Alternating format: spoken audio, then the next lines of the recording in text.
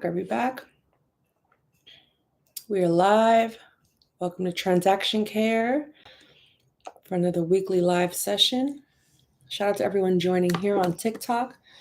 Let me fix my lighting. Guys. But we are talking about transaction coordination. What I've been up to, what else is happening. But if you have any questions, drop them in the comments. I'm here on TikTok and on YouTube. We're live. I'm about to plug in my light, so bear with me. Yeah.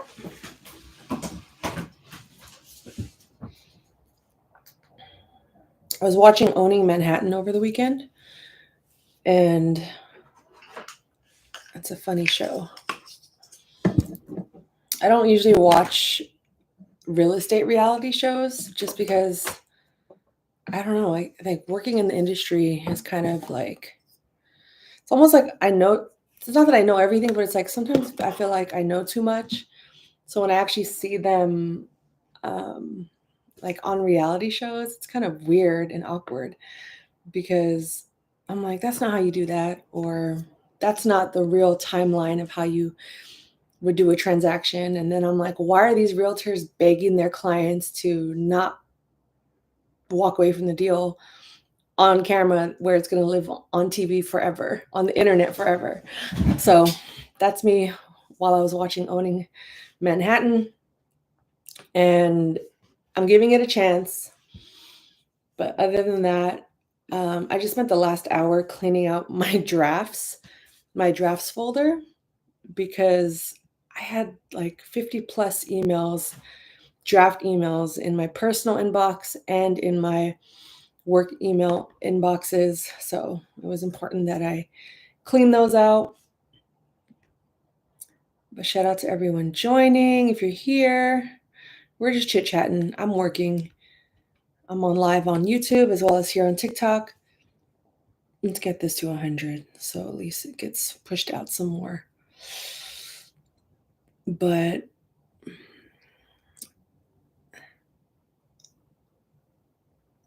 all right. Cool. Yeah, so I'm going to be going live every Tuesday at 2 p.m. Pacific Standard Time. That's the schedule for now. And we're just going to see if it works. And if it doesn't work, we'll adjust accordingly. But for at least the remainder of July, I'm going to be going live every Tuesday and answering any questions you might have. Talk about reality shows like Owning Manhattan. I only watched the first episode, but I'll probably watch the next one later. But yeah, I'm taking the month of July off from the podcast because I just wanted to free up my time to really just navigate what I'm working on as a whole. And if what I'm working on is still relevant, and if what I'm working on is what I'm actually still enjoying, or if it's even making me money.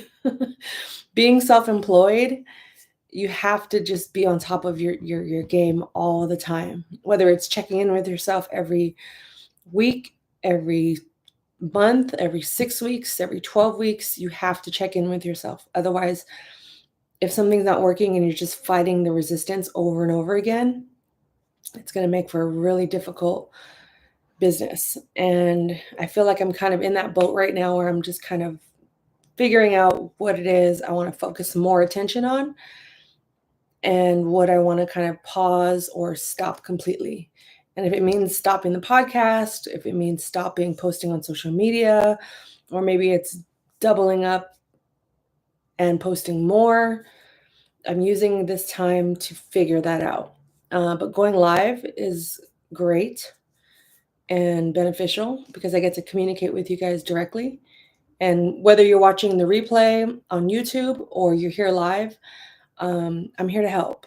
You know what I mean? You can schedule a discovery call with me, a consultation. We get on a quick 20-minute call, then we can figure out what direction you need to go from there, because we can all use the help, right? I'm eating lunch right now, so bear with me. But hope you guys are having a great day so far. I'm deciding going live every Tuesday is the best solution. I'm traveling next Tuesday, so that's going to be a little tricky, but I might just change the times. But I can commit to going live for at least 1 hour every Tuesday. I feel like I need to up it, but I also don't want to burn myself out. And I don't know if going live all the time is going to be beneficial. So I don't know. I kind of have to set markers for myself. Like, how will I know this is working? And how will I know this is the right time to go live? Because some people prefer to work in the evening, but then I'm on the West Coast, so I want to make sure I'm accommodating certain people's time and making sure I'm not going on live too late. Thank you, Rashay. Hope I said your name right. Thank you for liking the live. Keep double tapping that screen so we can get this live pushed out to more people. Thank you so much for that. I'm also live on YouTube over here to my right, so I'm trying to make sure I make eye contact with both of you guys. But TikTok is always live. Like, more people always join the TikTok than they do on the YouTube. But on YouTube, it lives on my profile long term. So I want to make sure I'm, getting both people in order. But what if I do that? So then that way I'm not having to look too far out. Oh, look at that. Almost at 400 likes. Thank you so much. Oh, snap, with the roses. Let's go. Oh, snap, it's a bouquet now. That's tight. Rishay, I hope I'm saying your name right. Thank you so much. What? 14 roses? That is so dope. That's one of my favorite numbers. So thank you so much. Thank you for the bouquet. If you have any questions or comments about being self-employed, business, financial literacy, go ahead and drop them in the comments, because that's why I'm going live, so I can help people in their journey. I've been self-employed. I don't know if you follow my account or if you have seen any of my videos or my podcast, but basically I've been self-employed for the last 6.5 years, and I'm still figuring it out as I go, but I'm enjoying the process and I'm not giving up. And everything that I've learned up until this point, having also 2 decades of real estate experience, having my first job in 2004, right out of high school. Well, a couple years out of high school, I started working in real estate in 2004. Oh, thank you. Thank you so much. I appreciate that. Yeah, if you have any questions, or if there are any areas you might be struggling with, um, if you want some tips or whatnot, or thank you so much for watching my content. I appreciate it. Like I said, 20 years of experience. It's not fair for me to just hoard that information. I want to make sure I'm sharing it with you guys and getting it out to the masses in a way that is responsible, as well as helps you along your journey. Because when I was first starting, I didn't really have that much guidance. I kind of felt like I was walking like this throughout the whole journey. And as much as I can help, whether it's through my free content or my paid content or these live streams, I'm here to help. So I appreciate it. Where are you now with your journey? Do you work in real estate? Why transaction coordination? Because I know a lot of times we often are seeking like the flexibility or the location independence. And I feel like the skills that people possess today, let's just say you're coming from the medical field wanting to get into real estate. Before you take that leap, is there something that can be done in between to kind of buffer that process or that journey, such as, maybe you become a coach in the medical field for other people, this is just an example, right? I always like to tell people, like, what are the skills you have now? Because you might just be miserable at the position that you're at or the job you're at. And before you make that quick jolt of a transition into a whole new career, kind of soften that, like I said, soften those edges a little bit. Um, let's see. I worked as a TC for a little bit for a real estate agent and wanted to start in my what state did you TC in? Excuse me, I'm eating my lunch.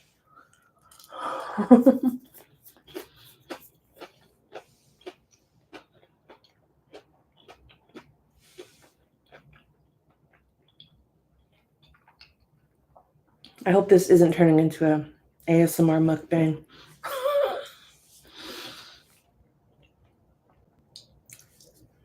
PA, but I'm still in Texas. No. Okay. Um Also, if you want to go live with me, you can hit the request button, but also no pressure. No pressure at all, because I know not everyone, likes to be on camera, let alone live. But I can definitely answer your questions now. So, are you doing or do you want to do transaction coordination in PA or in Texas? Because it's two different states. Every state operates very differently. So, in the beginning stages of your transaction coordination, okay. Yeah, yeah, no pressure. I just wanted to throw it out there for anyone that joins. I don't think you could go live on YouTube together, but on TikTok for anyone joining that wants to go live with me and have me answer their questions, I don't mind, but it's no pressure.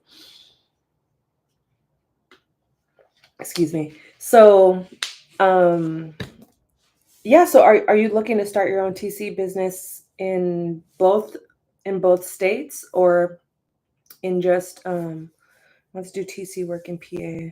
Okay. So, to be self-employed or work in an office, because I mean, if you're ready to start now, I would definitely try to figure out what are the contracts, getting organized, having your systems in order, and just start reaching out to realtors now, just to kind of get your feet wet, see what they need, deal with a lot of the rejection early on. Because sometimes they'll say, oh, I don't trust that you're not experienced, and then you can just ask them, like, well, what do you expect out of a transaction coordinator, so I can work on those skills, or I can add them to my services as I go, um, versus kind of waiting for a specific moment. Both. I need a license in Texas. I want to do it under my LLC.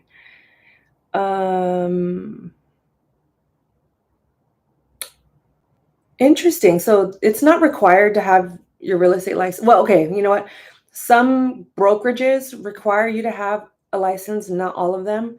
Um, or maybe like a specific realtor requires you to have a license. That's not usually the case. One of the brokerages that I work with requires me to have a license, requires it to be up to date. There are no like grace periods. You can't extend it. If you extend it, you're let go.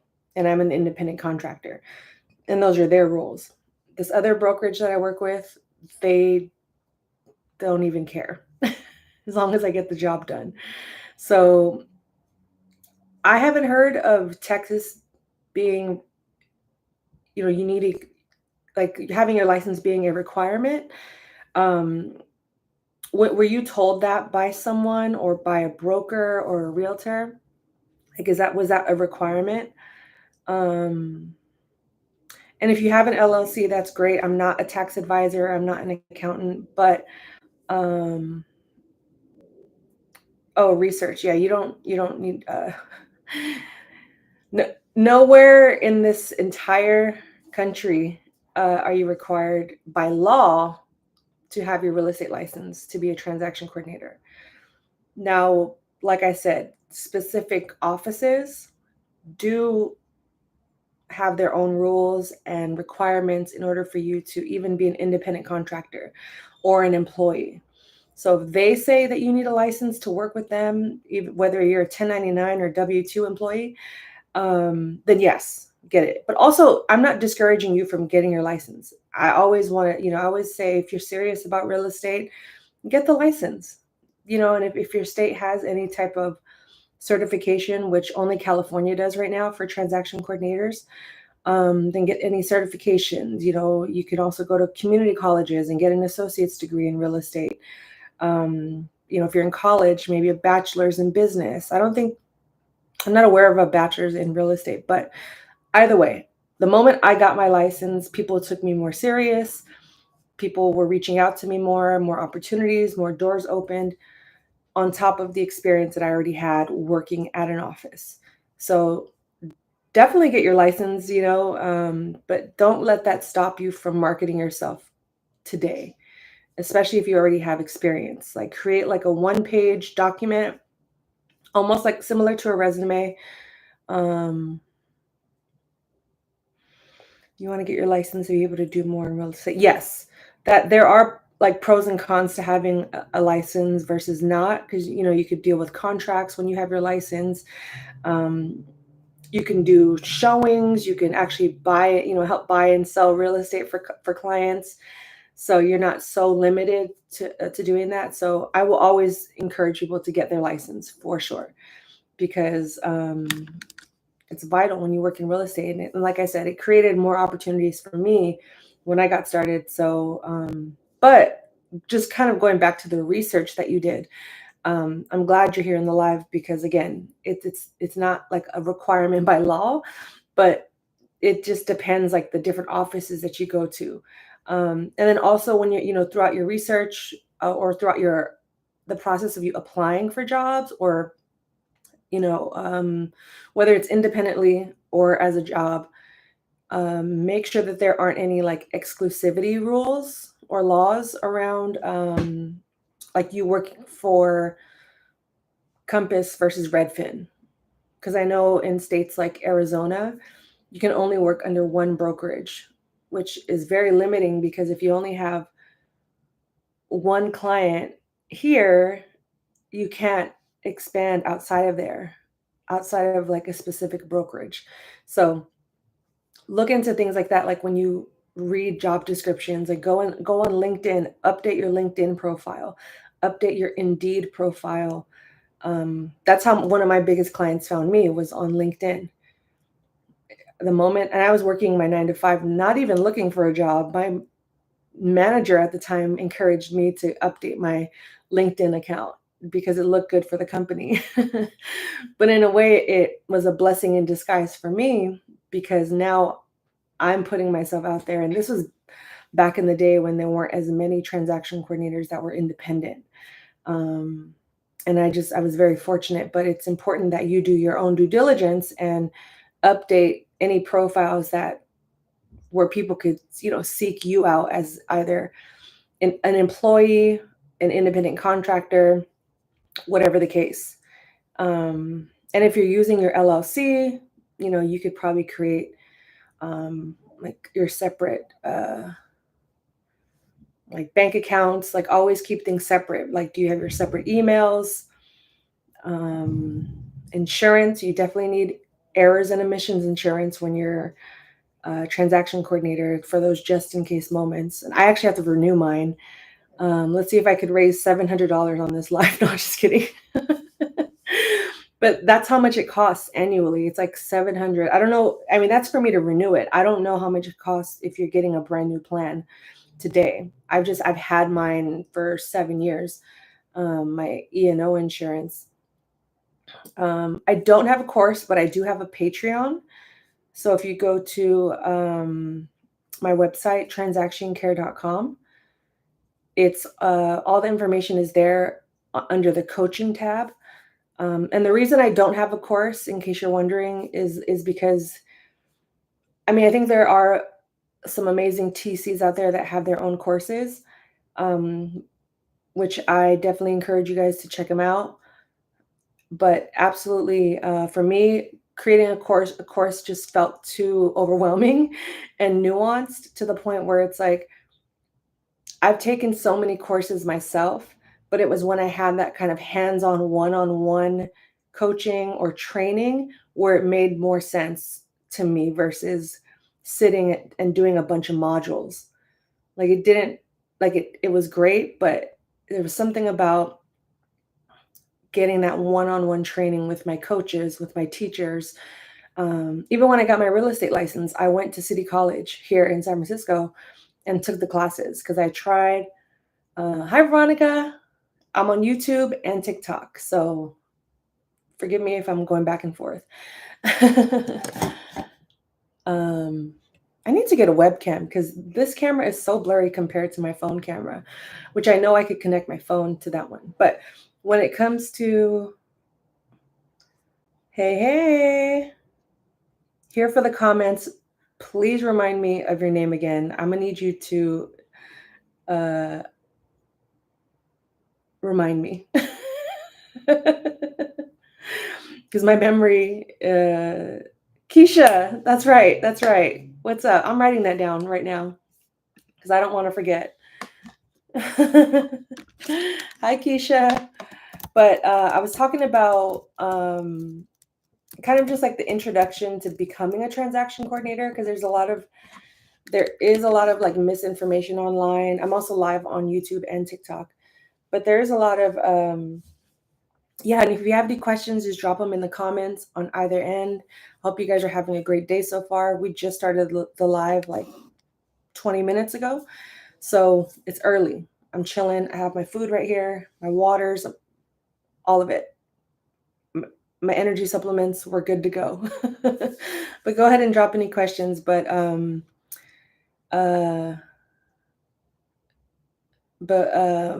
was talking about courses and why I don't have a course. And I don't have a course because, and I know everyone learns differently. I have so much content on my YouTube channel. I have so much content on my TikTok. I have a podcast. So those are my kind of like ways of helping you get through the door. Like I have several videos and playlists that can help you get off the ground today. Doesn't necessarily mean that you'll be making the big bucks overnight, but it definitely will help you with the fundamentals of becoming a transaction coordinator. And creating a course, it gets pretty nuanced because every state is different. Like if I were to create a course, I would create a course based around like my city. And even though I'm licensed in California, I don't know all of California's markets. I know San Francisco, Oakland, San Jose, like, and all the surrounding counties within like a 50-mile radius. But if you go to LA or San Diego, I don't know that market. If you go up to Sacramento or whatever else is up in the north, I don't know those markets. So ethically, creating a course for me just doesn't feel like the right move because again, I have so much free content on my YouTube. I also just created and launched my Patreon. So I'll be doing more like exclusive content there to help people that are more serious about this. Okay, let's see. What did Keisha say? I couldn't find the information for sure, but do you know if Georgia requires a real estate license? And hi S. I don't see a name, so let's see. Virgo Ness. So actually I was just talking about how there are no laws within the country yet. Hi, Sabrina.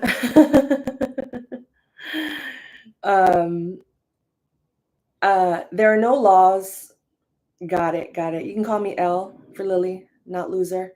But there are no laws that require anyone to be licensed to become a real estate transaction coordinator in any state. But on a smaller scale, every office, every broker, or every realtor you work with will have different requirements. So you may go to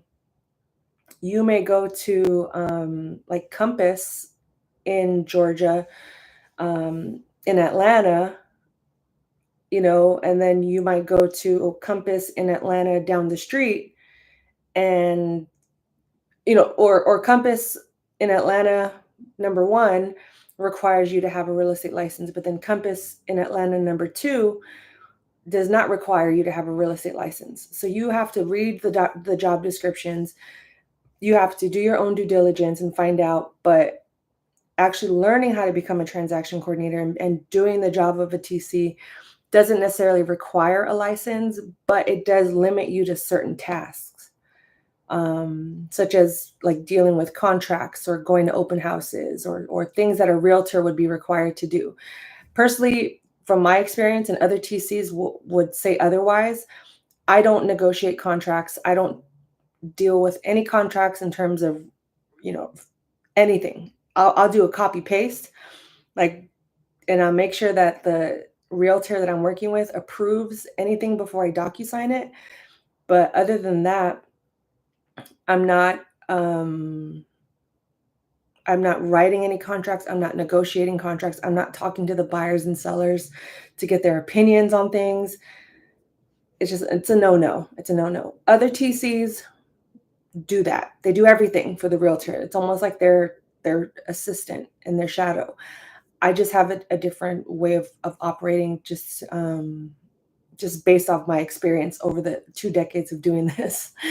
But when it comes to getting your license, you can absolutely start the process of learning how to become a TC. I always encourage people, if you're serious about this world of real estate, to get your license no matter what, because it can open up so many opportunities for you outside of transaction coordination. You might realize that you have a passion for staging. You might realize you have a passion for being a referral agent. Maybe you have family and friends that want to buy and sell real estate, and you have your real estate license, and you can just refer them out and have someone else do all the heavy lifting, and you get a referral commission. So there's so many different jobs and careers and real estate careers that transaction coordination is just one of many that can also be done remotely.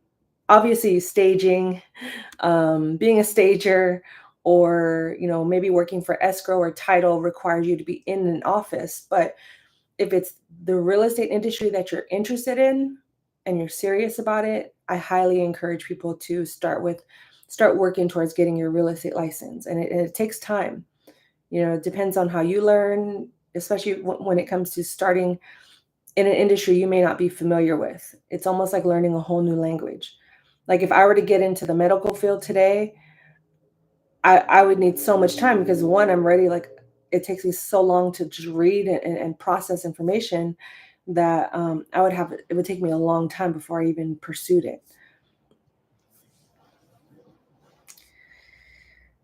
So the job of a transaction coordinator, it would require a lot of attention during the day. So I got a bulk of, so right now I have like a smaller roster.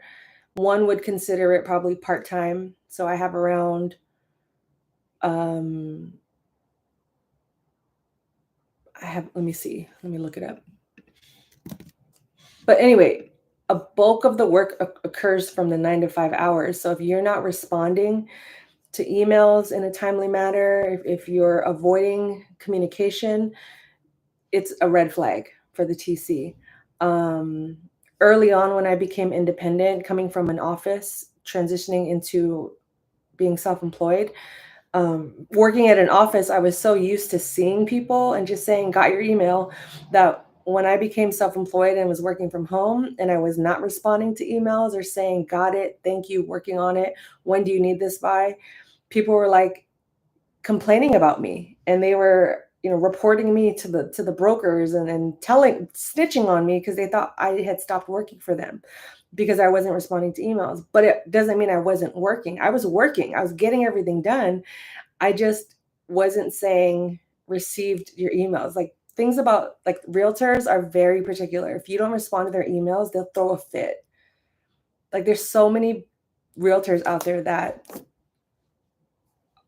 I I've learned that if you don't respond to them, again, they will throw a fit or they will think you quit on them on the spot. Like no room for error at all.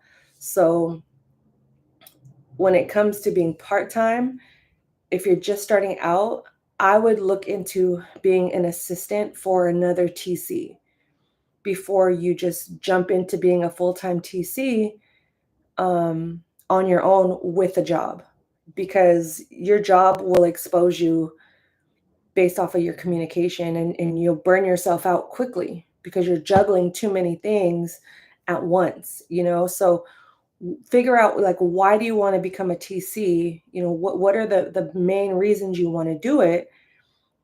And before you take that leap, because your 9 to 5, it's going to interfere with doing a good job, because you can definitely do the work after hours, but it's the communication. I always tell people, like, the finances are in the follow-up.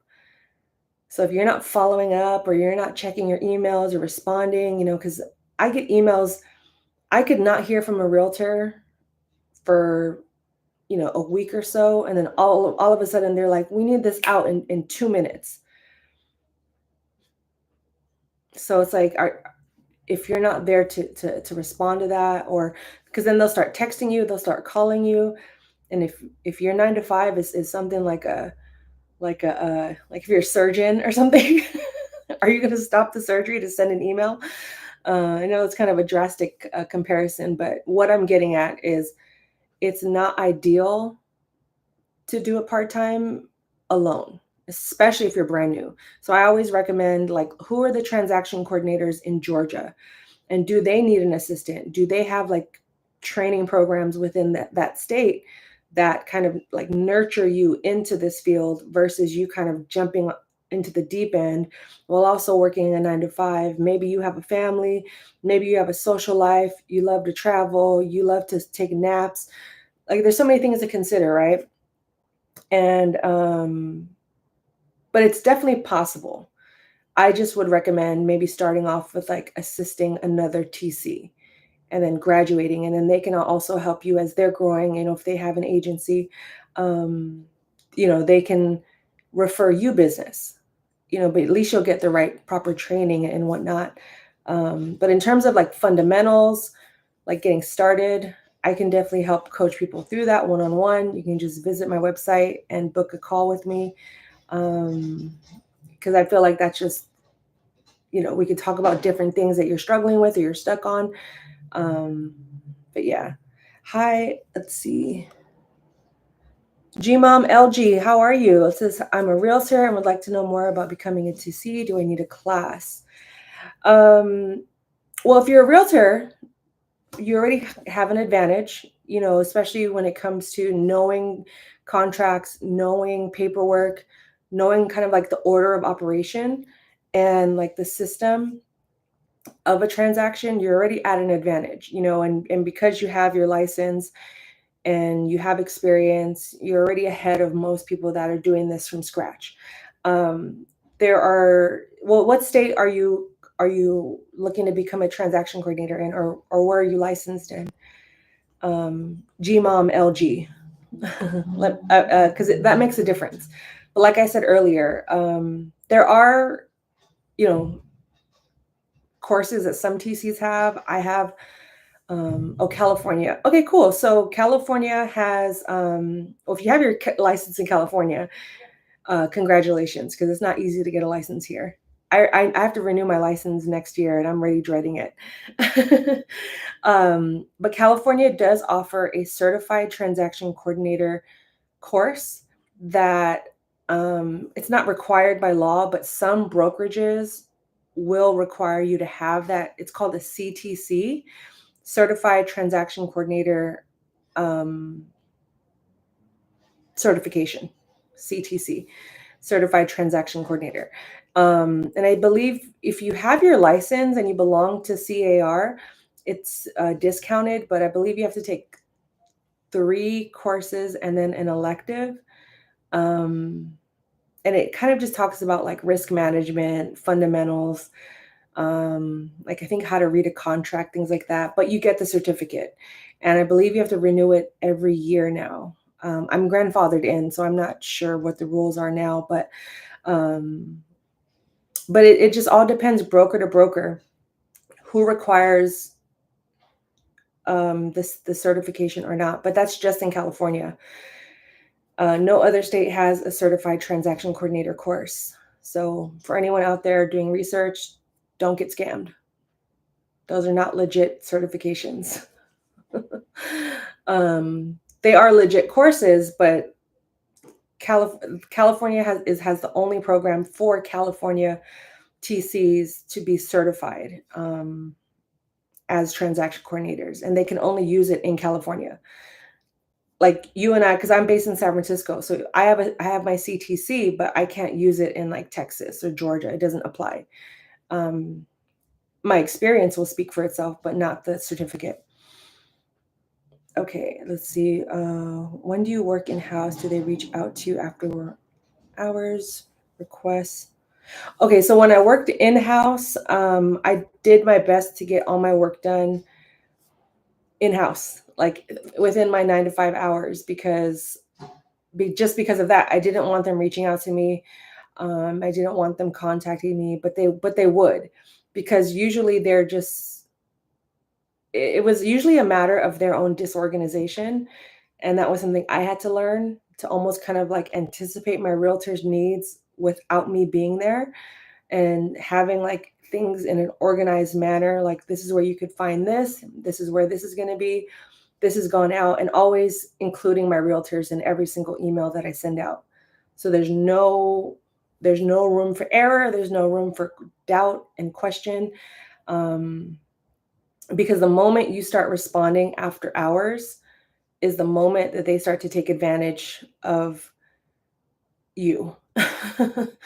And it sucks, because then you have to reestablish these boundaries, and they'll always go back to, well, you responded to me last time, how come we won't do it now? So you have to have strict boundaries. Some TCs will do it after hours, on the weekends, in the middle of the night, and they can still sleep well. But those that do that, I've found, have decades and decades of experience. And for me personally, I burnt out before, and I just don't want to do it again. I also have a life. I love to travel. I love sleep. I love just sitting and watching YouTube videos all day that have nothing to do with real estate. So I'm not working around the clock to get the job done, because I've already done it, during work hours. And I took that same mentality from the office into my being self-employed. And it's been beneficial from what I've learned, from what I've experienced. I mean, is having boundaries are so important in this industry, because realtors, for those that may or may not know, they're independent contractors as well. They don't get a salary. They don't get paid hourly. They're like any other 1099 employee. They're self-employed. They have to go get it around the clock. Some of their clients are international. Some of their clients, work in the middle of the day, in the middle of the night. So they have to accommodate their client schedules, because when you're an independent contractor, our bosses technically are the buyers and sellers.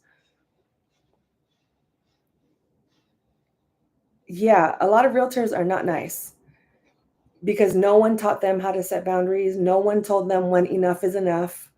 No one told them that they were going to have to grind 24/7. They just saw the big commissions and said, I want to do that. And then the other part of it is, a lot of these training programs for top producers, they tell the realtors to outsource everything, meaning hire a TC, hire an assistant, hire everyone to do what you're supposed to be doing, which I don't think is wrong. But in that situation, when realtors outsource everything, they almost kind of disassociate themselves from the client, which in turn, there's like no feelings or care for how the clients are being taken care of. It's just a mess. It's a mess.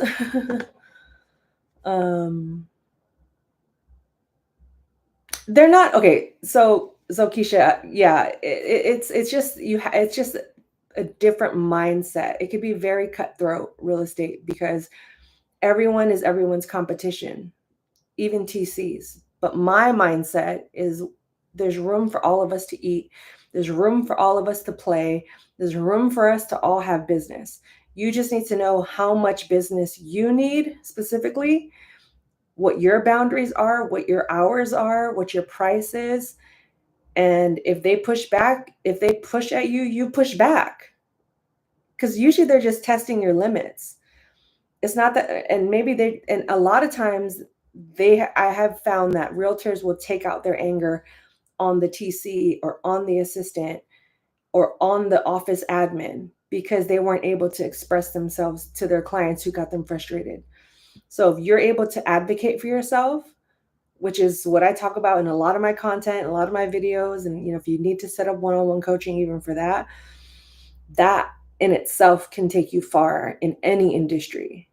But I also say, like, whatever skills you have now, leverage those, and then the areas that you're weaker at, or want to develop and make stronger, make a list of those and then work on them gradually, whether it's reading books, hiring a coach, going to therapy, um, whatever you need to do to get your mind right in order to handle the mindset of someone that's under a lot of pressure, that is probably juggling too much than they thought that they could even handle on their own. You know what I mean? So not all realtors are pushy. That's, it's definitely a generalization and a stereotype, but it's more so you will encounter different personalities along the way depending on your journey, but it's up to you to decide and know exactly the type of ideal client that you want to work with. That's why people will create like a customer avatar, like who is your target audience.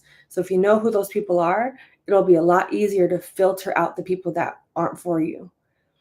And then you may be into working with them after one transaction and realize, you know what, it's not a fit anymore. Then you part ways. Oh, you work in insurance, so getting yelled at by your policies is trying to escape that. I'm not you don't get yelled at all day. It's mostly when things aren't there's a timeline in real estate. Like with insurance, like things happen at any given moment. With within a real estate transaction, it's very much like just stick to the timeline and do your best to stay ahead of schedule. And there are programs to help you stay organized with your time management. If you have good time management, and you care enough about yourself to where you're able to stand up for yourself, then you'll be okay. Um, but there's definitely just a lot of different personalities in real estate. A lot of people, they don't respect transaction coordinators because they think all we do is press buttons and check boxes, and they think it's like this small task. It's not a small task. But Keisha, if you work in real estate, have you ever considered like kind of stepping away from or maybe coaching other people wanting to get into real estate, what because it's sales, or maybe you become the realtor, you know what I mean? Or maybe like there's different ways to use the skills that you do have um to help other people and make a little side money after your 9 to 5, you know what I mean, in the meantime. um yeah, a lot of the experience I had with pushy realtors and office managers or things of that nature was when I was a lot younger. And I had to learn how to fight through some of that. I had a realtor like grab my face one time. It was just, I wanted to punch her in the guts. Um, but it sucks that we kind of have to go through those fires in order to get better. But I definitely don't recommend putting hands on anyone ever, no matter what the situation is. Um, and that realtor was very lucky that I didn't respond back. Um, but it was just doing it, and yeah, exactly, exactly. Um, my website is transactioncare.com. Uh, I have a Patreon that I just launched last week, so it's brand new. I'm gonna be doing exclusive content for the paid members there. Um, I, I have I do one-on-one coaching. I don't have a course. I don't I personally it's not for me to have a course. And I have a lot of free content on my YouTube channel as well as here on TikTok. But honestly, like my YouTube channel, which I'm live on YouTube as well. So anyone on YouTube, hi you guys, drop any questions or comments you have. I'm on TikTok as well. We're going live. Um, but my YouTube has so much free content on there. But if you are ready to take things to the next level, I'll comment my website right now. Hold on. I don't think you can click links in the comments, but just copy and paste it. Uh, but transactioncare.com, you can set up a one-on-one with me directly, and we can get you either, on the right path, or we can set up a more comprehensive plan for us to work one-on-one together. Or if you prefer working in a community of like-minded people or those considering, transitioning careers, my Patreon. Right now it's $7.99 for the first 10 people that sign up. Otherwise, it's $10 a month after that. I wanted to keep it as affordable as possible in order for us to all learn and grow together. Because I know how expensive it can be, especially when you're transitioning careers and you're just kind of on the fence. Sometimes people just need the fundamentals and people just need a foundation to start off with in order to decide if this is for you or not. And I wanted to provide that in the best way that I knew, that where I can also, you know, make a little change here and there. But also helping people, because I have so much free content, as well as like these lives are free. Going live is free, but it's important that for those that are like more serious about this journey, that we meet either one-on-one or in a group setting. And I offer both of those through my coaching programs. And if you want to like do more long term, like 2 sessions a month, or we can customize it, I have bigger packages as well. But I don't advertise those because I want it, you know, it's more for those that are like very serious and gung ho about this. Thank you, thank you. I like to consider myself a nice person. I think I've just been through too much in this industry to not. That's why I call my business Transaction Care, is because one, California real estate, but also I just found like there was no one like me helping me when I was starting out as an independent contractor, or even learning how to become a transaction coordinator, or how to be self-employed, or how to advocate for myself. Thank you guys so much. I appreciated it. I appreciate it. And if you just want to support, double tap the screen so we can get the likes up, or if you want to send a rose or whatever. I'm new to TikTok live, so when people send me things, I'm like, I'm happy. You know what I mean? Like, because I'm on here to also help myself, learn how to better communicate. And I started realizing like I can't continue to assume what people need. I need to ask them directly and go to you guys directly, the people, and see what is it you guys are wanting to know. What are you curious about? I can create like a frequently asked questions PDF with answers. You know what I mean? It's not doesn't necessarily need to be a whole course.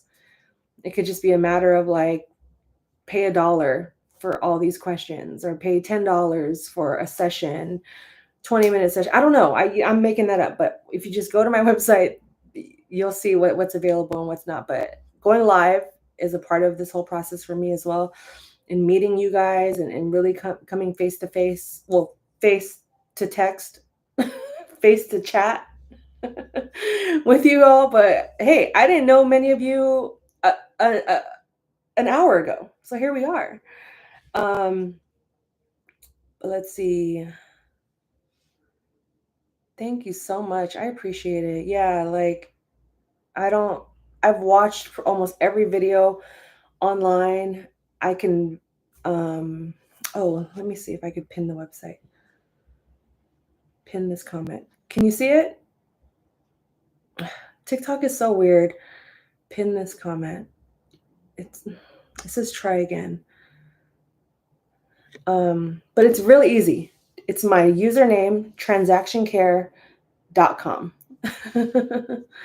I know TikTok doesn't allow me to put my website. I think I need 1,000 followers, which I think I'm almost at 1,000. I don't know yet. If anyone here wants to hit that follow button so we can get to 1,000, it'll unlock more features, but it does connect to my YouTube channel in my bio. So if you want to go to my TikTok bio, it does connect to my YouTube, and my website is in the banner, transactioncare.com. But I'll keep saying it, transactioncare.com. I'll try to pin it one more time. Hold on. Let me see.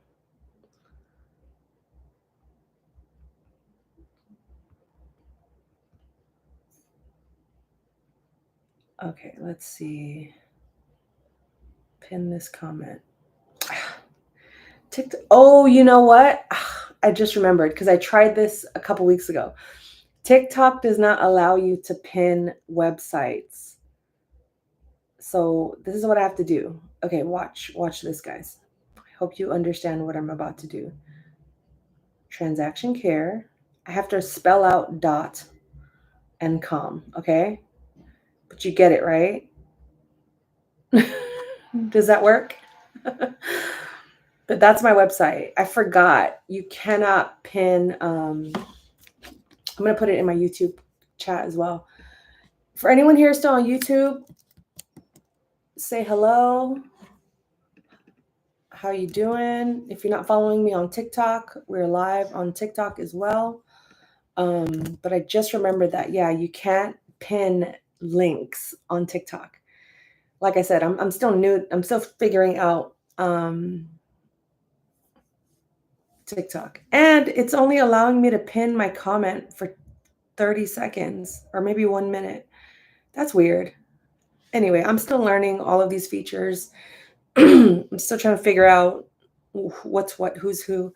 I also offered earlier, I don't know if they're still in here, but if someone wants to go live with me to have their questions answered, I don't mind doing that as well. I've never done it. So, oh yeah, so I can only pin a comment for 1 minute. That's so weird. Do you guys see the timer? Anyway, I see a timer for how long I can pin a comment. Excuse me, I am hungry. I'm going to take a bite of my food.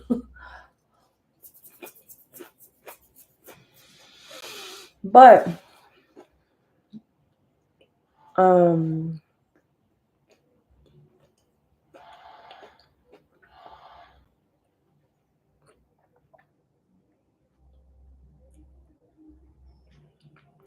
let's see.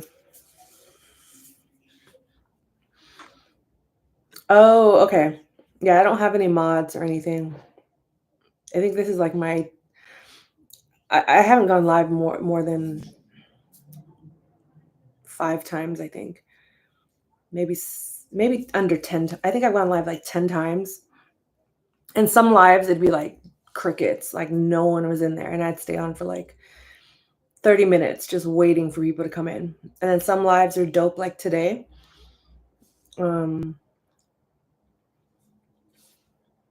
But I'm going live every Tuesday at 2 p.m. No real time limit. I'm hoping if when people join the chat like today is awesome. I would love to stay on for at least 1 hour. And we've been on for an hour, which is awesome. And I'm gonna stay on here because I already finished a bulk of my work this morning. I finished a bulk of my work this morning, so I could focus on going live here. And whoever has questions, just drop them in the comments. Say hello. Double tap the screen. Yeah, I would love that. I would love that to get to 1,000 followers, which I think I'm pretty close. I don't know how I can check. Yeah, 922.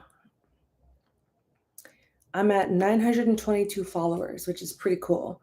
and I post on a pretty consistent basis. Mr. Giggity, what kind of salad and why? Because I can go toe to toe even with the trolls. You don't want none of this, okay? Because now you're messing with the home team. Uh, is it okay to be a TC and do real estate at the same time? Is there a conflict? You can TC your own files. A lot of TCs, you're not required to use a transaction coordinator as a real estate professional.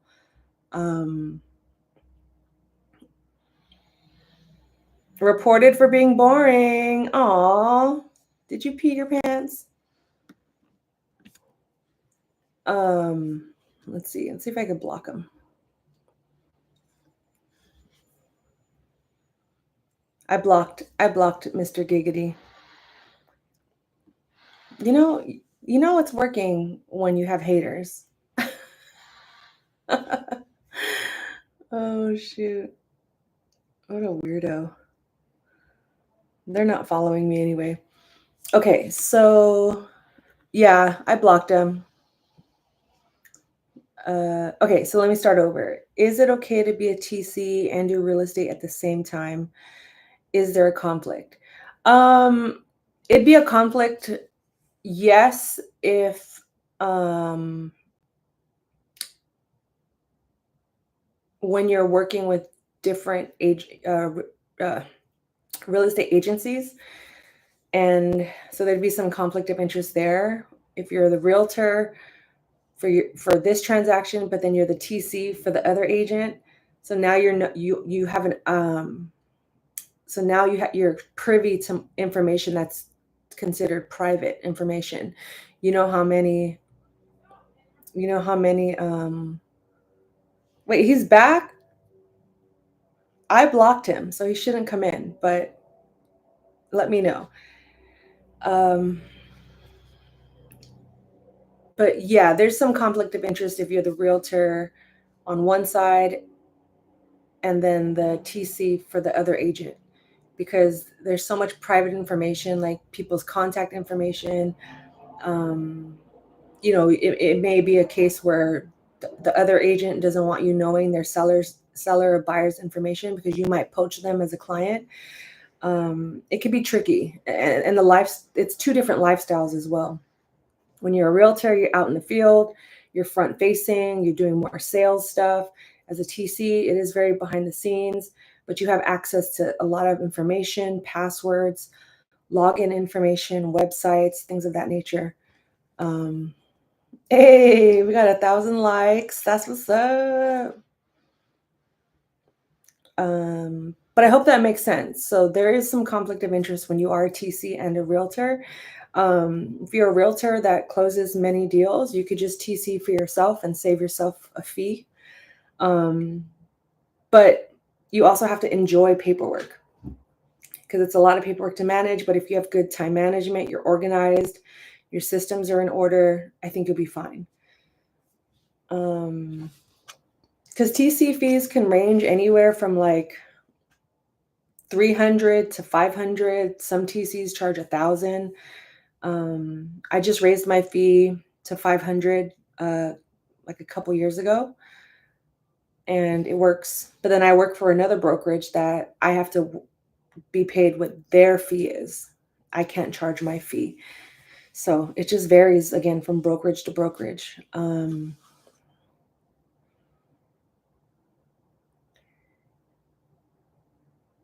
Let's see. Can I TC for other? Yeah. Wait. Oh, I lost the. Oh shoot! I scrolled too high. I think it said, "Can I?" Oh my god. Okay, there we go. There we go. I'm back.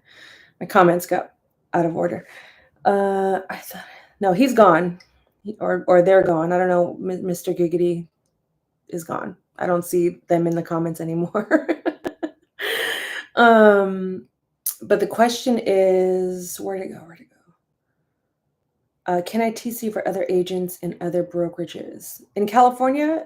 Yeah, some offices might require you. So be careful though when you are onboarded onto other, like with specific brokerages, because they might make you sign like an exclusivity clause where you can only work for this brokerage. Find out if that's the case. Like, can I work with other brokerages? Like, you know how Compass has like a different company on every block? Like, am I exclusive to 123 Main, or can I also TC for 321 Smith Street or whatever? You know what I mean? Um, so so if I had to verify the live. So if you're onboarding with another realtor and they make you sign documents, read it thoroughly before you sign anything, and ask if any of this is up for negotiation before you just sign blindly. Okay, but what if I TC for other agents? I'm not in the transaction. Yeah. You should be able to TC for them.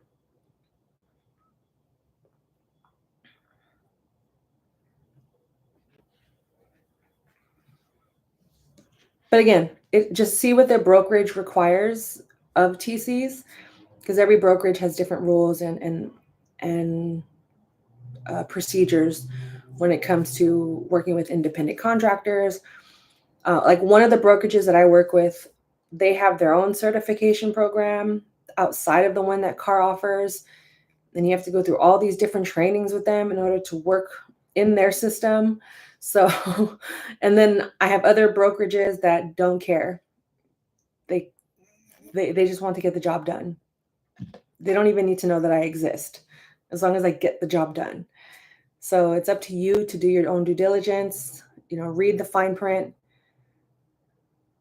All right, S, take care. Such a pleasure. I hope you followed, so definitely stay in touch. Every Tuesday, go live. Podcast will be returning next month, every Monday. YouTube channel, subscribe, Patreon, join if you want. If you want to set up a one-on-one coaching call with me, I am here. That was my quick little pitch. They're building a gym down the street from my house, so you might hear a lot of noise, like drills and saws and stuff like that. But yeah, so I mean, just be very specific with what you're offering as services, and your boundaries, your hours, things like that. As well as like, knowing the areas you want to service. You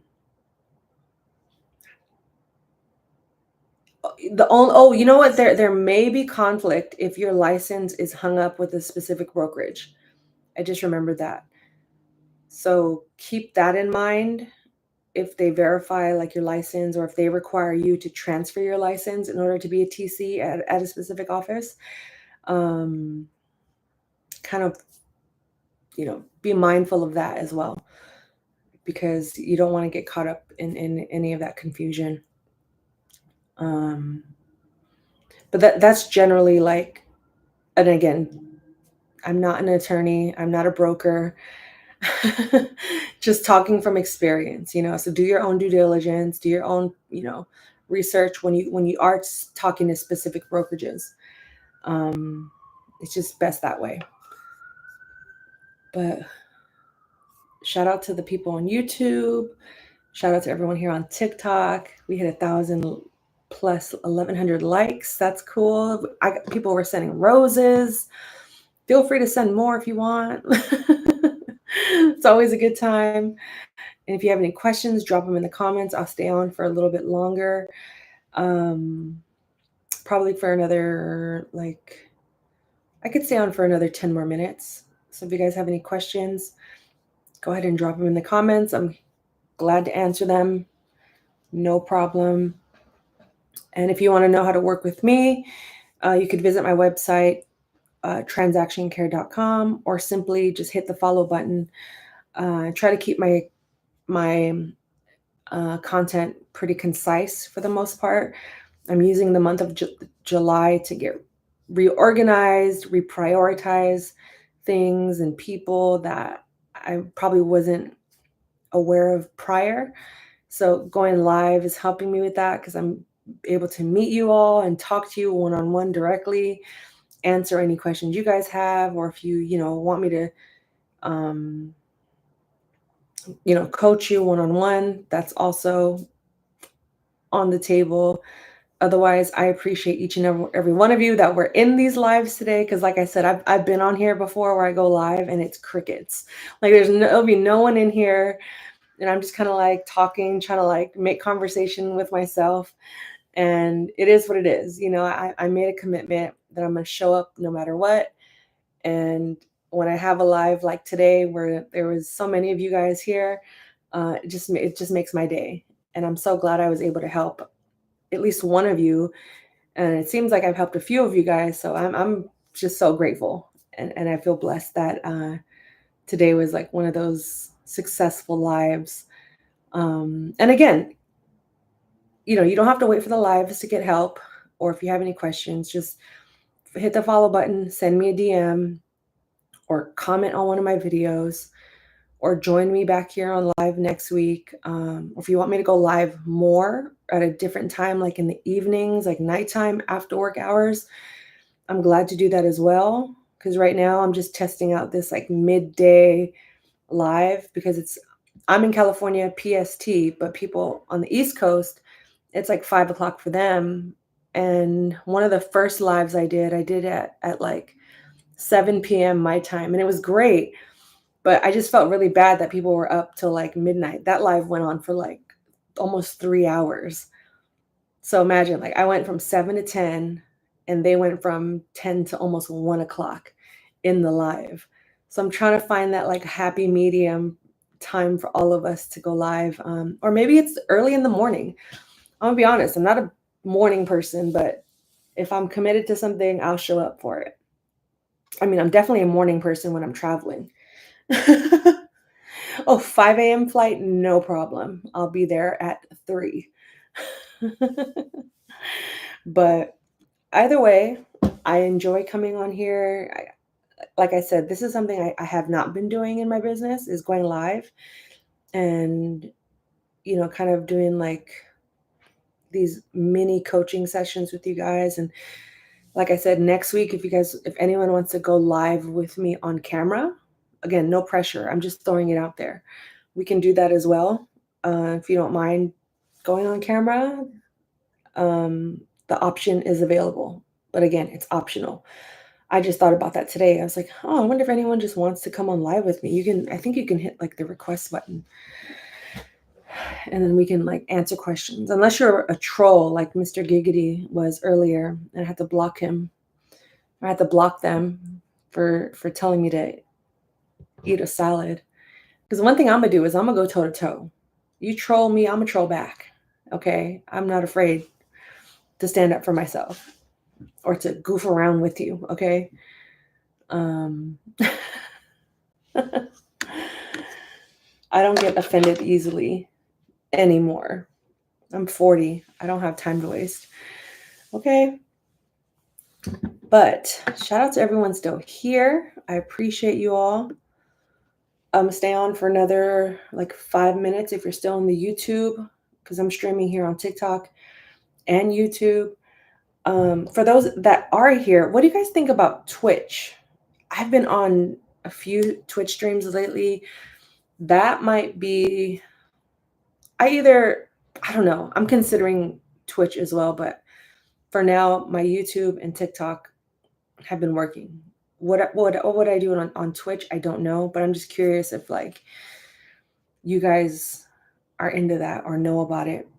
I might do something like on my personal, not work channel on Twitch, because I don't play games. I don't in life or on the PlayStation. um, but yeah, I've just been on Twitch a lot more lately, and I'm just curious what you guys thought about. But going live is definitely like the wave right now. It's important because we all get to interact directly one-on-one. But yeah, and you're welcome. If you have any other questions, let me know. Otherwise, I'm so glad I got to talk to you guys today. I know we're kind of winding down on the live. YouTube, Shout out to anyone that may be watching the replay on YouTube. If you want to watch the replay of this, just go to my YouTube. The link is in my bio. I mean, it might look like I'm talking down because I was looking at the phone the whole time. But everything we talked about will be on the YouTube replay. And yeah, but I'll stay on for another 5 minutes. I'm going to stretch a little bit. My neck's starting to hurt looking down. I got to get a better, I probably should have used this tripod instead of this one. Let's see. Oh yeah, that's much better on my neck. So, but now YouTube sees the camera. Oh well, it's the end of the stream. Oh, but that's so much better. Such a much better angle. Gosh. No wonder Gay said to eat a salad. It was giving all like, hey. Oh shoot. But anyway, I hope you guys have an amazing day, amazing rest of your week, rest of your summer. If you're not able to make any of the future live one-on-ones, please check out my content, visit my website, transactioncare.com. And I have to sneeze. I'm sorry. The allergies like started kicking up, but we have a couple more minutes, so I'm gonna stay on here. Thank you for those that sent roses, that showed love, that double tapped the screen. Double tapping the screen is the hearts, so it puts the more likes. So for anyone that wants to go live on their channel, the more likes you get, the more it'll like push out your content to more people. So like I'm double tapping my screen right now, getting the likes up. I don't know if it'll make a difference, but so when people were in the live earlier, double tapping the screen, that's why we had kind of like an influx of people in the chat, was because it was TikTok was sending out my live to a bunch of people. I think like YouTube has like a like button, but I don't think there's a way for it to like get pushed out unless I announce it to people. I'm also still I'm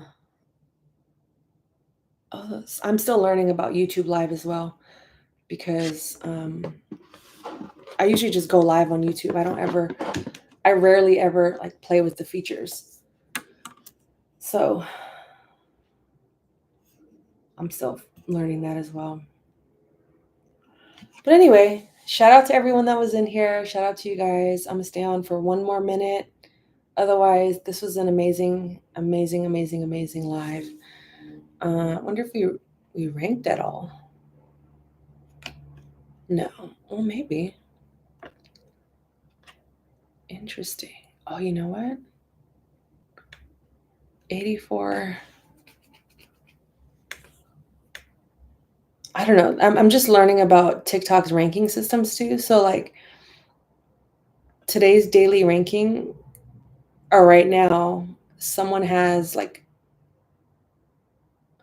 1.5K hearts. And like the highest one is like 1.2 million. So I think that's pretty cool. TikTok is doing like a really good job about making this like a game. But anyway, this was so much fun. I'm about to head out. For those that were here on the YouTube live. I appreciate you, Veronica, if you're still in here. You're awesome. I appreciate you. Shout out to you. Have a great rest of your day. And I'm outro. This was fun. Check me back next week on Tuesday for the live. And if you have any questions, comments, wins you want to celebrate, bring them to the chat. Otherwise, you can reach me at transactioncare.com. My name is Lillian Hernandez, aka Lily like the flower, because we are learning and growing together. TikTok, YouTube. And this is Transaction Care. I'm giving you the keys. There are no gatekeepers here. Care for yourself, care for your wealth. Your time is worth it. Talk soon. I'm gonna get off of TikTok first, and then I'll stay on YouTube a little bit longer. If you're still on YouTube, how are you? I'm just closing out my TikTok live. We just ended there. People were sending roses. My hair is like frizzy. What the heck? But if you're still here in the YouTube live, I know I did my outro, but I saw more people joined. So I'm gonna stay on if you have any questions while I close out this TikTok live. If you're not following me on TikTok, follow me. Got new followers, lots of comments, high participation, received gifts. It was a good live. It was a really good live. We talked about, do you need your license? When you're a real estate transaction coordinator,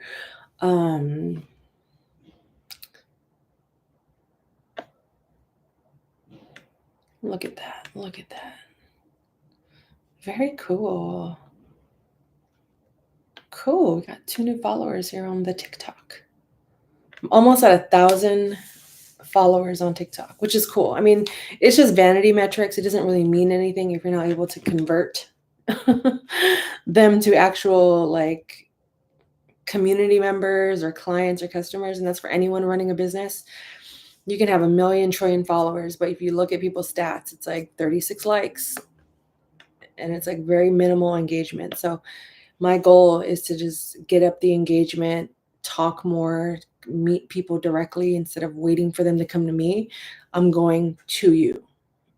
Whether you book a session with me or not, paid or unpaid, it's important that I like build my community face to face, or like I said, face to chat. But no, TikTok was fun. I did have some issues though with like pinning comments and stuff, but it is what it is. Cool. Thank you guys so much. That was awesome. But if you're still here, drop a comment or a question. Otherwise, I'm gonna stay on here.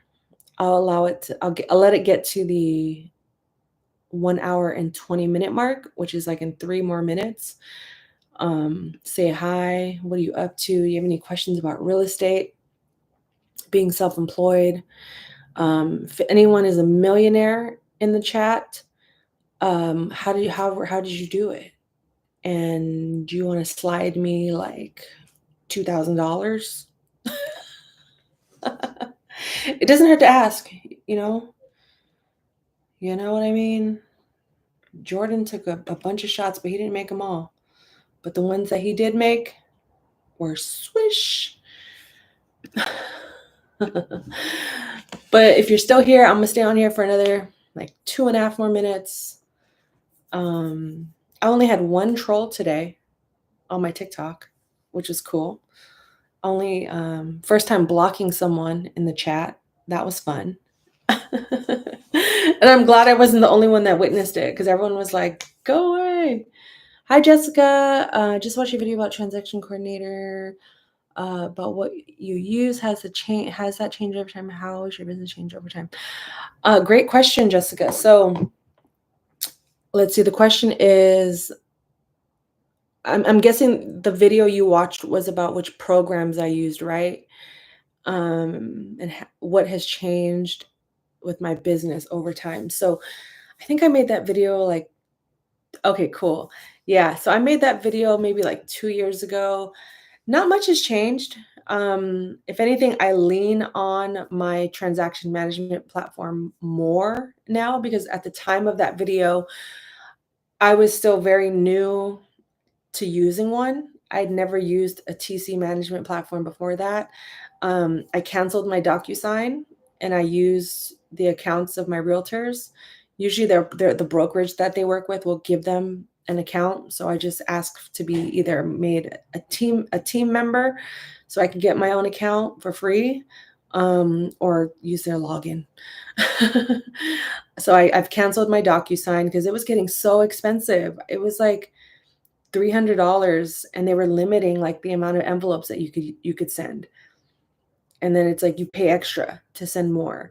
Let me pull up that video so I could make sure I'm referencing it correctly, but I still use OneDrive to Oops, cancel. I still use OneDrive to house all of my like just paperwork. Let's see. Me neither. I'm starting one for an investment company, so I'm very curious about what I can do to help on my side to stay organized and to file my files and keep them over a long haul time. Yeah, so right now in real estate, the standard rule and law and practice is keeping your transactions for a minimum of 3 years. Of course, if they're your own personal transactions, you can keep them much longer. I use a cloud system, which I said earlier, OneDrive, which is it was free when I bought my laptop a long time ago. I used to have a Mac. Now I use an Apple, but it came when I bought the PC, it came with like a year, like a free year of OneDrive or like whatever Microsoft's like suite is called. I just don't like Google Drive. As great as Google is with everything else, I didn't like how they're at the time, I didn't like how um bulky it was. Maybe it was just my settings or something, but um and then like it just kept adding like any folders that I belonged to from other people who were adding me from their disclosures. It would just get so confusing and mixed up that I just let it be. And because I had so many different email accounts, I was just getting so many different documents without being notified that it got it just got messy. So with OneDrive, I'm able to manage all the different brokerages that I work with under my control. It could be a control thing, but ultimately it was free. It was free for me because with Google Drive you only get so much space. Um, and I don't really use Google Workspace. It didn't make sense for me to pay for two different like cloud systems when I already had OneDrive set up, and it would just take too long to transfer everything and learn a new system, even though it's not rocket science. But I I just stuck with OneDrive for the last 6+ years because is one less thing for me to think of or worry about. And thankfully, I mean, knock on wood, you know, God forbid anything happened, but I haven't had any issues with it other than having to upgrade my space and buying more space because I also put personal things in there like photos, videos, um, marketing, graphics, and whatnot. So I use OneDrive to kind of house everything for my business. Um, and I don't delete any emails related to business stuff. I'll archive them, but I won't delete anything. OneDrive, yeah, consider it like a storage cabinet or a filing or a storage unit, and you taking your video camera discs or your clothes and your jackets, like you just put it all in there, but it's digitized. Um, that's how I use it, and I just create folders and subfolders for everything to stay organized. Make sure I label everything correctly, and I'll archive them by the year. And I just make sure that I keep my app updated. I make sure that that it's getting updated currently, and that it's staying that it's saving the new things that I have. So if I have to like open the app and review, make sure that it's working, then I feel secure. But yeah, I just use it because like there's other companies like Dropbox. I kind of had similar experiences with Dropbox. It's like when you belong to one Dropbox, you can't access other people's Dropbox. So I just felt like having my own personal cloud system was easier. You can also share folders with people, like a specific folder with a link with OneDrive, which I love. So if you and I went to like an event and I took a bunch of pictures and I wanted to share a folder with you, I could save them in a folder and then send you the link. I mean, you could do that with any storage, but Just another feature. Now I need Microsoft to pay me because I wonder if I have like a referral link. I don't know, I've never tried. I don't even know my login because I just like stay logged in. Shoot. But yeah, I mean, shop around. I forget how much it costs annually, but let me see. I think it's like $300 a year. I'm looking it up right now. Oh, let's see. Yeah, so I pay for Microsoft 365, and I think it's like $70 a year. And I pay for like the 1 terabyte or maybe 2 terabytes. Oh God, see. But you get the idea. um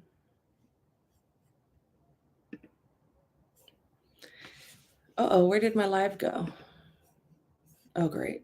I lost you guys. Too many tabs open. Hold on. But if you're still there, oh, there we go. Is it easier to use versus Google Drive? I only have history with Google Drive. I mean, it comes down to like your preferences and how organized you're able to stay. Let me open Google Drive just so I can look at it again. I personally just didn't have the best experience with it.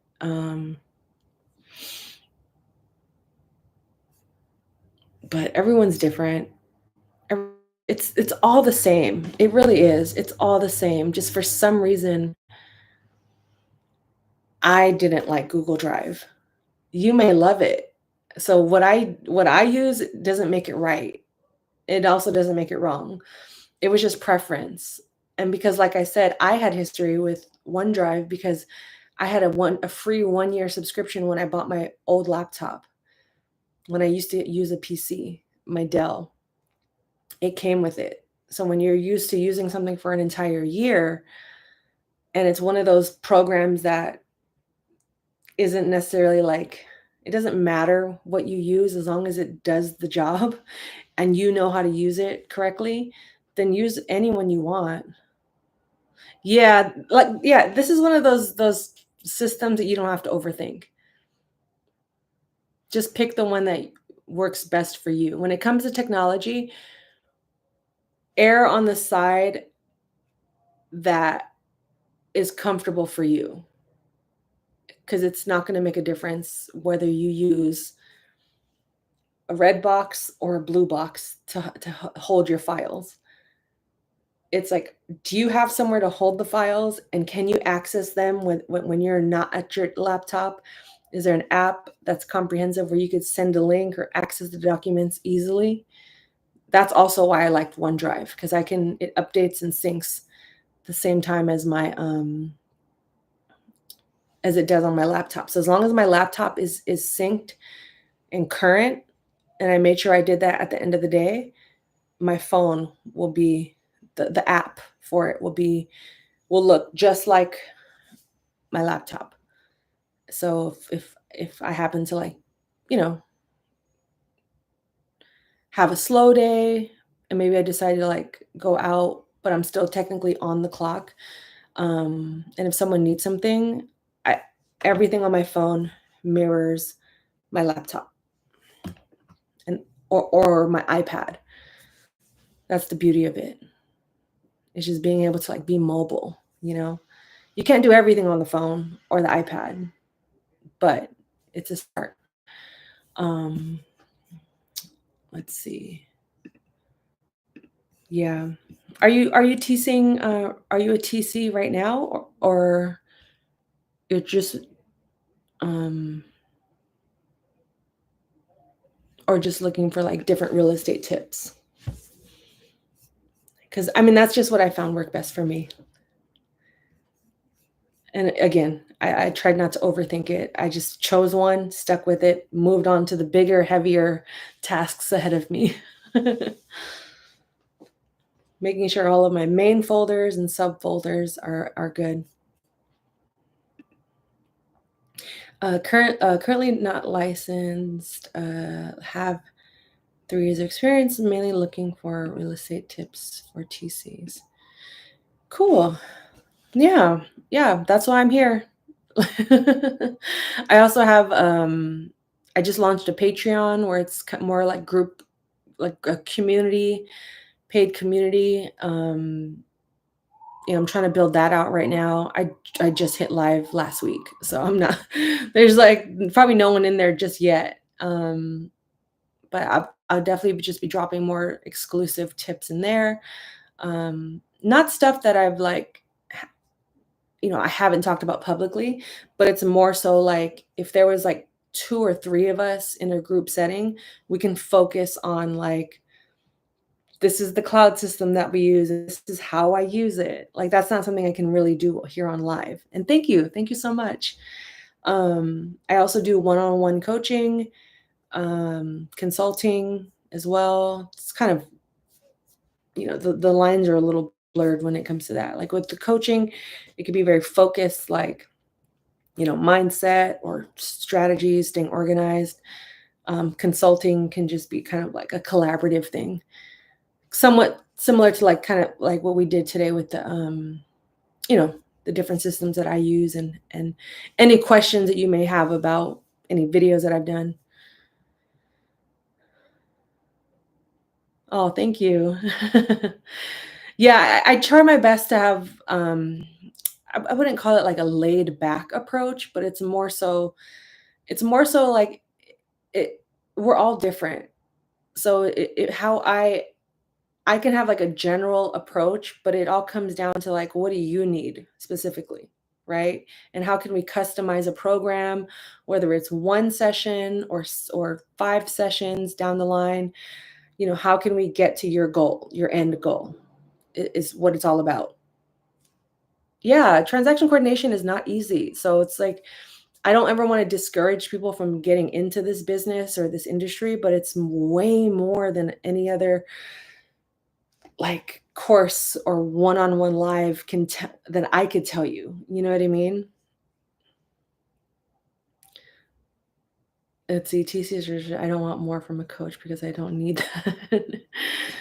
Yeah, and sometimes we just need like a community or just, because I also don't want to be like, I don't want us to be like crutches for each other, but it's more so just support. My whole like thesis and goal is just like uplift and encourage each other.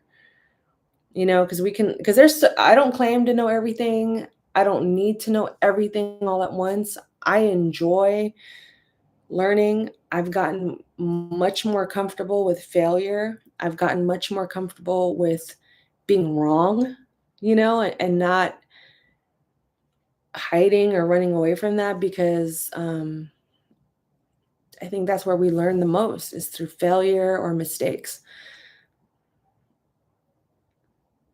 Oh, cool, cool, cool. So, uh, when do you when do you go remote? Are you working like a 9 to 5 right now as a TC? Because I will say, like, once you can go remote, it's pretty awesome. But there are some days where I wish I not every day. Let me just put that out there. But there are some days I do miss working at an office, especially like who I am today versus who I was when I was like in my early 30s and 20s working at an office. Because I've been self-employed for the last 6.5 years. So I quit my job when I was like 33, 34. I just turned 40 this year. So I was like my mindset from then to now, God, I would run that office. I don't want to. I mean, maybe, I don't know. I don't wanna block off any blessings or opportunities for myself, but some days I do wish I still worked at an office just to see, like, one, like, for the social aspect, right? Like, having something to do, or just being around different people, and learning from them. Um, but ultimately, it's like I prefer the remote way of living because I don't think I would be able to do this if I worked at an office. being able to go, I mean, maybe, who knows, maybe I could leverage, um, maybe I can like create some sort of like job for myself where I go consult other TCs in-house. You know what I mean? There's so many opportunities at this point for me. I just have to go out and seek them, or be, be diligent and consistent.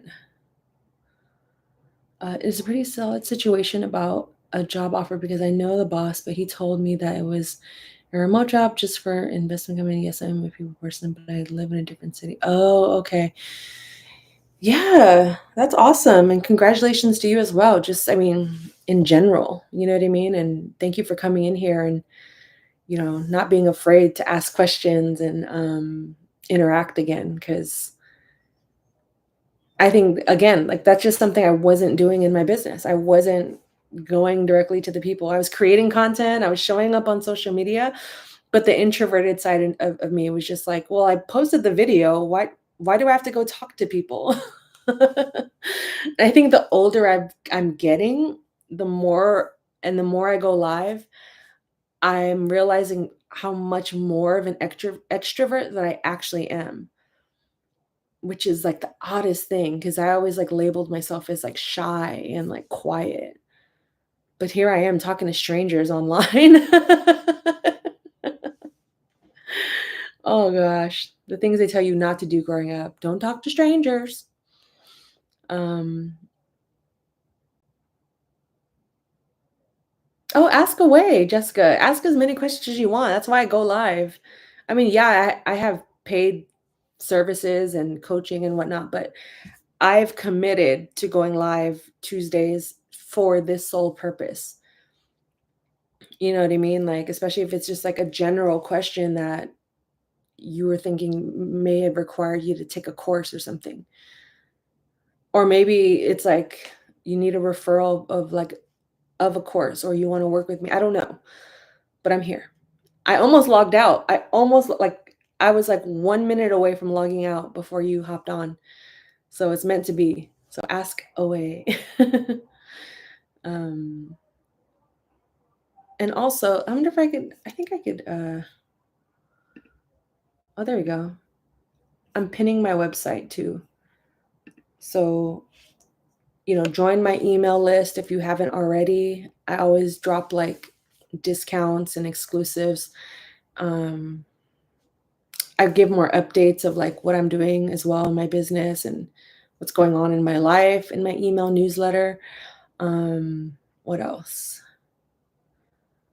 But yeah, I prioritize my email list and then my community, and then everything else like social media, podcast, coaching, transaction coordination. But I'm pausing the podcast just for a month because I want to focus on like going live, figuring out should I continue the podcast or not? Is it taking too much of my time? Like, should I just focus on building up a community or starting a whole new career from scratch? I don't know. My hair is my camera's inverted. That's why it looks funny. The podcast is also called Transaction Care. So if you're subscribed to my YouTube, there's a whole feed tab that says podcast. You could stream it there, but it's also on Apple, Spotify. Here, I'll post a link for that too. But there's also, if you go to my website, it's all there as well. But let me make it easier for everyone because I want people to listen. I have over 50 episodes. I interviewed a bunch of real estate professionals in the industry, coaches, realtors, brokers, and a bunch of transaction coordinators. I wasn't able to get to everyone in my first year of podcasting, but more to come. I enjoy doing the podcast. It just is. I just haven't gotten to a point financially where I can afford like an editor, because that takes the most time. That's why I'm going live. Honestly, is one of the main reasons I'm going live is because it's less work on the back end. I don't have to edit anything. I can just pop on here and talk. But with the podcast, I've been writing out more scripts for me to stay because I'll easily just like veer off topic. I'll easily start rambling Whereas like if I stick to my outline for the podcast, it flows easier. I stay within the time limit and I don't have to do any editing other than like taking out a few things here and there, a few spaces and gaps, and then I just post it. So I'm trying to make my life easier. So, and then, eventually getting to a point financially where I can get these things outsourced. Because right now it's just not in the budget. It's just not in the budget. Um, but yeah, the podcast is awesome. I have 59 episodes. Check out the interviews. You might even recognize some of the names on there. I tried to get some of the bigger names within the community to just hear their story, as well as any tips that they could offer people like yourself, people like myself. I did one interview with a TC. She crossed 1 million in gross sales last year with her and her team. I interviewed a broker at one of the biggest leading brokerages in the country. So, yeah, I'm doing things. It's just a lot when you're doing it solo, and I don't want to continue to do these things all solo. Um, but I enjoy it. I really do. I love content creation. I love it, but it's TCing that's still my bread, my livelihood, my income. So I can't quite stop doing it yet until the YouTube, the podcasting, and coaching overtakes my income as a TC, or at least kind of levels out. Um, then I'm gonna just have to keep working at it all, but to not like burn myself out. um, I have in the past, and it didn't work out. I also wasn't that great with my money back then. Whereas like now I'm working a lot less, so I'm not making what I used to make. So affording an employee right now just isn't in the budget. Um, I got into I had a medical procedure a couple years ago that got me into a lot of debt. That's really just kind of like annoying. And then I took a coach to become a cert. I mean, I took a course last year to become a certified uh, life coach. So those two things really set me back financially. So my focus for the next year is to just pay those down while also saving my money,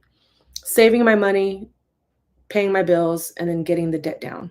Those are my priorities. I will eventually hire someone, probably like a Fiverr person or someone to just do like minimal tasks. But right now I'm kind of like in a place where I'm just figuring out what I'm gonna keep and what I'm not, and just sticking to that for a whole year or 6 months.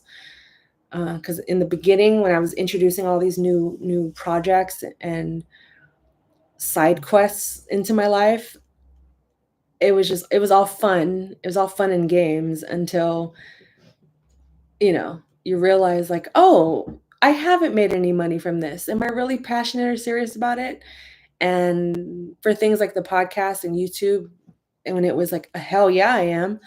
I was like, "Okay, I think I just need a new strategy for it."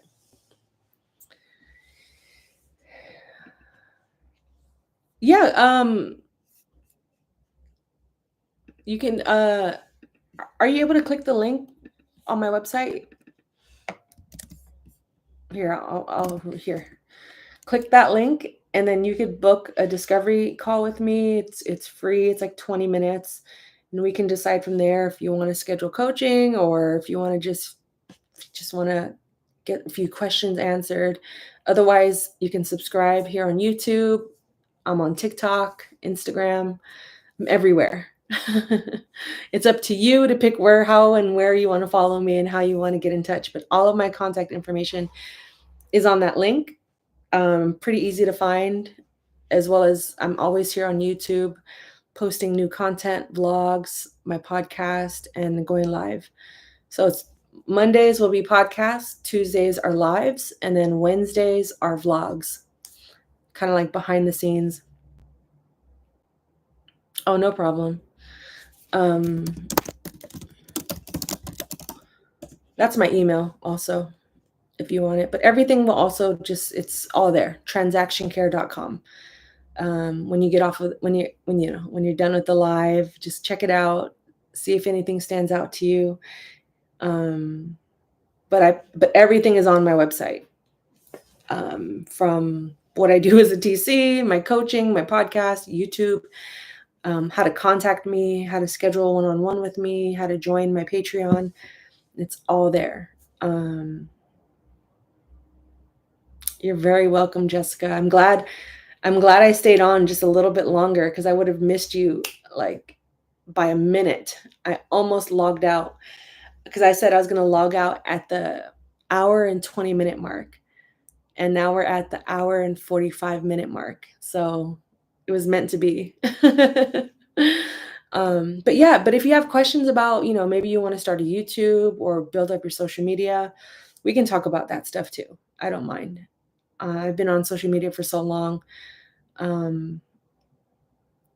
There's a lot I can help people with on at least at the fundamental level of how to present yourself online. If you're more introverted or if you're more extroverted, there's so many different ways. Meant to be, but there's so many different ways to market yourself, but it's just up to you to make sure that your services, are serving. You are organized, you are consistent, and you are great at communication. That to me is what takes you far in this industry, in real estate, and just being self-employed in general. So I'm actually but thank you all for your time. I am gonna get out of here. I'm gonna finish my lunch.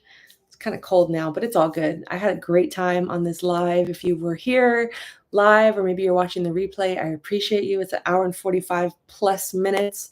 Shout out to those that hit the like button, that hit the share button, that are subscribed. I will catch you on the next live next Tuesday. The times might be different because I have to travel for a family function, but I will do my best to go on live, even if it's for 20 minutes or 5 minutes. But I will definitely be back on live next Tuesday. I'm going to edit my vlog for tomorrow, and that's going to be talking about starting over at 40. I just turned 40 in April, so I'm talking about that journey, as it relates to my business, and how that journey is, and kind of like unlock a 10 series vlog, a 10 episode vlog series to follow that topic of like starting over and what I'm working towards, and just documenting like that behind the scenes journey to hopefully a 10K month. You know what I mean? Like if I can make 10K a month consistently, it doesn't even have to be that high, but that's like, if I aim high, I'll work harder. But thank you all for joining. If you are still here, drop your questions now before I end the live. You have any questions? You want to say hi? This is what happened last time, about 30 minutes ago. I was about to leave, and then someone was like, boom, we're still here. I have questions. All right, 30 seconds. When it goes to the 49-minute mark, I'll close it. But thank you again for joining. I appreciate you all. Hit that subscribe button. My name is Lillian Hernandez, aka Lily like the flower, because we're learning and growing together. And this is Transaction Care. Transaction Care. My camera's inverted, so I never know. Transaction Care. But thank you guys again. I appreciate you. Have a wonderful rest of your day. Have a wonderful rest of your week. Turn your notifications on so you know exactly when my vlog drops tomorrow. The podcast will be returning in August, and we'll go back to I'm trying to get to 80 episodes this season, and the next episode will be episode 60. So I'm hoping to get 20 episodes. I'm hoping to get interviews back, and we have Patreon, one-on-one coaching, podcast, YouTube, a lot going on. And eventually I will hire help. But until then, again, have a great day. Appreciate you all. I'm out of here. Care for yourself, care for your wealth. Your time is worth it. Talk soon. Alrighty, we did it. Hour, 15 minutes.